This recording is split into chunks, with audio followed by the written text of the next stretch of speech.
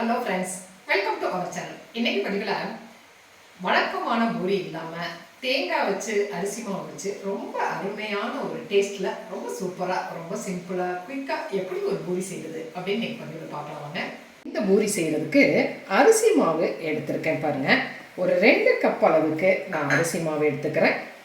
கப்பில் 2 கப் அரிசி மாவு எடுத்துருக்கிறேன். இந்த மாதிரி ஒரு அரை கப் அளவுக்கு நான் வந்து தேங்காய் துருவல் எடுத்துருக்கிறேங்க. இது வந்து ட்ரை கோகனட் உலர் தேங்காய் துருவல் நான் எடுத்துருக்கிறேன்.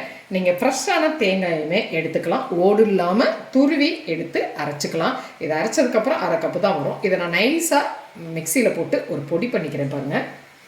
பார்த்தீங்களா, ஒரு அரை கப் அளவுக்கு தேங்காய் துருவல் கிடச்சிருக்கு இல்லையா. ஃப்ரெஷ்ஷான தேங்காய் எடுத்தாலுமே ஒரு அரை கப்பு எடுத்துகிட்டு நல்லா மிக்சி ஜாரில் போட்டுட்டு நைஸாக அரைச்சிட்டு நீங்கள் இதோட சேர்த்துக்கலாம். 2 கப் அரிசி மாவுக்கு அரை கப் தேங்காய் துருவல் சேர்த்துருக்கேன். இதில் ஒரு 1/4 டீஸ்பூன் அளவுக்கு உப்பு சேர்த்துக்கிறேன்.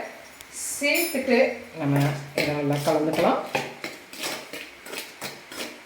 நல்லா கலந்தாச்சு. இதில் நான் நல்லா கொதிக்கிற தண்ணியை வந்து கொஞ்சம் கொஞ்சமாக ஒரு கப் அளவுக்கு தண்ணி தேவைப்படும். இதை நான் கொஞ்சம் கொஞ்சமாக சேர்த்துட்டு கலந்துக்கிறேன். இதில் வந்து ஆறின தண்ணி, அந்த பச்சை தண்ணி சேர்த்தக்கூடாதுங்க. கொதிக்கிற தண்ணி தான் சேர்த்தணும். அப்போ தான் அந்த பூரி வந்து விரிசல் விடாமல் இருக்கும். தண்ணி கொஞ்சம் கொஞ்சமாக சேர்த்துட்டு இதை நல்லா ஒரு இடியாப்ப மாவு பதத்துக்கு நம்ம பிசைஞ்சுக்கலாம். நல்லா கலந்தாச்சு இல்லையா. இந்த ஸ்டேஜில் கரண்டி எடுத்துட்டு நம்ம வந்து அப்படியே அந்த மென்மையான அந்த ஹீட்டில், லைட் ஹீட்டில் கையை வச்சுட்டு அப்படி ஊட்டி எடுத்துக்கலாம்.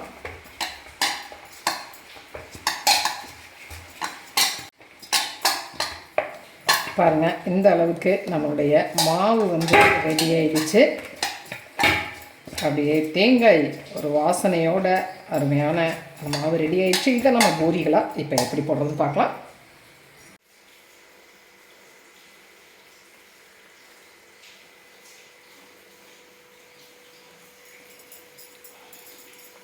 இந்த சைஸில் நான் அந்த மாவை வந்து ஒரு பால்ஸாக உருட்டி எடுத்துக்கிறேன் பாருங்கள். இந்த சைஸ் வந்து போதுமானதாக இருக்கும்.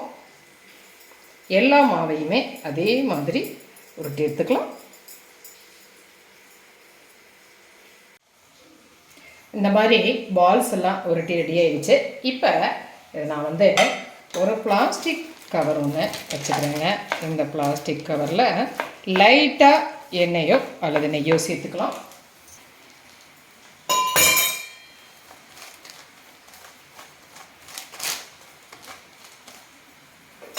இது மேலே வச்சு அழுத்துறதுக்காக இந்த மாதிரி ஒரு கவர் எடுத்துருக்கிறேன்.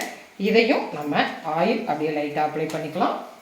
ஆயில் அப்ளை பண்ண பிளேட்டில், ஆயில் அப்ளை பண்ண கவரில் நம்ம இந்த மாதிரி பால்ஸை வச்சுக்கலாம். வச்சுட்டு இப்படி லைட்டாக தட்டி விட்டுக்கலாம். தட்டி விட்டதுக்கு பிறகு இந்த கவரை நாம் மேலே வச்சுக்கலாம். அதில் இந்த மாதிரி ஒரு பிளேட்டு அல்லது பவுல் எடுத்துட்டு அதை அப்படியே ஒரு அழுத்தி விட்டுலாம் பாருங்கள். இப்போ நமக்கு சரியான ஷேப்பில் பாருங்கள் இந்த மாதிரி ஒரு பூரி கிடைச்சிருக்கு இல்லையா. இதே மாதிரியே நம்ம எல்லா மாவையும் எடுத்துக்கலாம், திரட்டி எடுத்துக்கலாம்.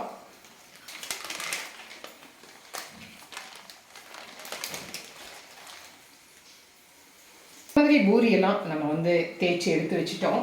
இப்போ பாருங்கள், அடுப்பில் நான் பேன் வச்சுருக்கிறேன். அதில் எண்ணெய் சேர்த்துருக்கிறேன். எண்ணெய் நல்லா காஞ்சதுக்கு பிறகு நம்ம மீடியம் ஃப்ளேமில் வச்சுக்கலாம். வச்சுட்டு இந்த பூரியை அப்படியே எண்ணெயில் சேர்த்துடலாம். ஒன் சைட் நல்லா வேகட்டும். வெந்தவொன்னே திருப்பி விடலாம் பாருங்கள். இந்த ஸ்டேஜில் நம்ம திருப்பி விட்டுக்கலாம். எப்படி நல்ல எலும்பி அப்படியே புசு புசு பூரி ரெடி ஆகிடுச்சு பார்த்தீங்களா. இந்த ஸ்டேஜில் இதை நாம் எடுத்துடலாம்.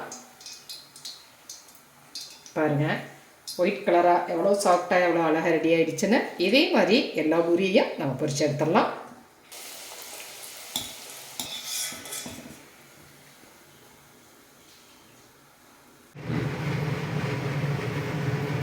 சுவையாக புசு புசுன்னு பூரி ரெடி ஆகிடுச்சு இல்லையா.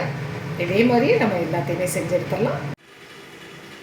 சூப்பர் டேஸ்ட்டில் ரொம்ப சாஃப்டான ஒரு பஸ்ஸு பஸ்ஸுன்னு அந்த பூரி வந்து எவ்வளோ ஒயிட் கலரில் எவ்வளோ அருமையாக ரெடி ஆகிடுச்சு பாருங்கள். சாப்பிட்றதுக்குமே ரொம்பவே டேஸ்ட்டாக இருக்குங்க. அருமையான ஒரு பூரி பார்த்தீங்களா, எவ்வளவு ஒரு சாஃப்டாக இருக்குது பாருங்கள் அந்த பூரி. இந்த அளவுக்கு ரொம்பவே ஒரு மெல்லிசாக ரொம்ப சாஃப்டாக இந்த மாதிரி இருக்குங்க. தேங்காய் சேர்ந்துருக்கிறதுனால அது சாப்பிட்றதுக்கும் ரொம்ப டேஸ்ட்டாக இருக்கும்.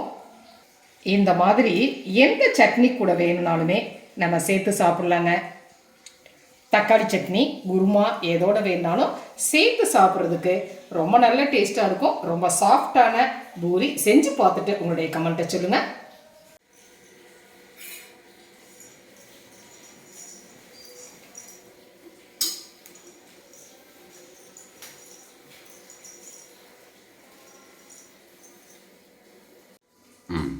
பார்த்தீங்களா, அருமையான நம்மளுடைய தேங்காய் பூரி ரெடி ஆயிடுச்சு. சாப்பிட்றதுக்கு ரொம்ப டேஸ்ட்டாக இருக்கிறது மட்டும் இல்லைங்க, ரொம்ப குயிக்காக ரொம்ப சீக்கிரமே செஞ்சிடலாம். நார்மல் பூரியை விடவே கடைசி வரைக்கும் அப்படியே புசு புசுன்னே இருக்குங்க. எல்லாமே விரும்பி சாப்பிடுவாங்க.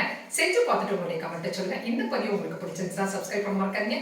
லைக் பண்ணுங்க, கமெண்ட் பண்ணுங்க, ஷேர் பண்ணுங்க. மற்றும் ஒரு பதிவு உங்களை மறுபடியும் சந்திக்கிறேன். நன்றி.